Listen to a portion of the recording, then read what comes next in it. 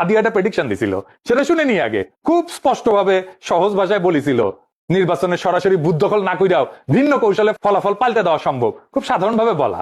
আগে শুনেন কি কইছিল আদি।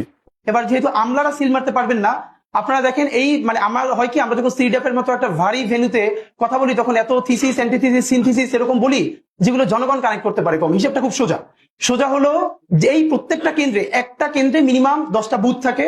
তো আমরা জানি একটা কেন্দ্রে একজন প্রিজাইডিং অফিসার থাকে, কয়েকজন অ্যাসিস্ট্যান্ট প্রিজাইডিং অফিসার থাকে, প্রত্যেক কেন্দ্রে আবার পুলিং অফিসার থাকে, এবং এই সবাই থাকে ওই উপজেলা বা জেলার লোকজন, মেইনলি স্কুলের টিচার, কলেজের টিচার, মাদ্রাসার টিচার, সাথে কিছু ব্যাংকার, এরা এখানে করেন।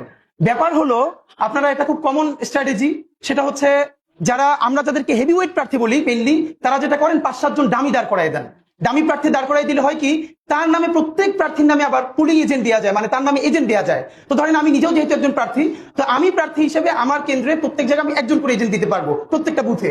তো আমার এগেনস্টে যিনি আছেন তিনি যদি আরো 5 জনকে দাঁড় করাই দেন এবং 5 জনের এগেনস্টে আরো 5 জন সে এখানে এজেন্ট দিবেন, তারপরে যেটা হবে পুরো বুথের মধ্যে 10 জনের মধ্যে দেখা যাবে 8 জন বনাম আমার একজন।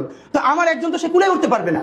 এরপর ওইখানে সরকারি যে কর্মকর্তা থাকবে সে তো স্কুল টিচার ভাই, সে তো আসমান থেকে নাজিল হয় না, সে ওখানে আসছে একদিনে চাকরিটা করে হয়তো ওই দিন দায়িত্ব পালন করে 3-4 হাজার টাকা পাবে। এখন যেহেতু সেই ওই স্কুলে আবার চাকরি করা লাগবে, তার কোনো শক্তি নাই ওইখানে যারা দখল করতেছে তাদেরকে বাধা দেয়া, কারণ সে স্কুলেও ফিরতে পারবে না, কলেজেও ফিরতে পারবে না। শুনিছেন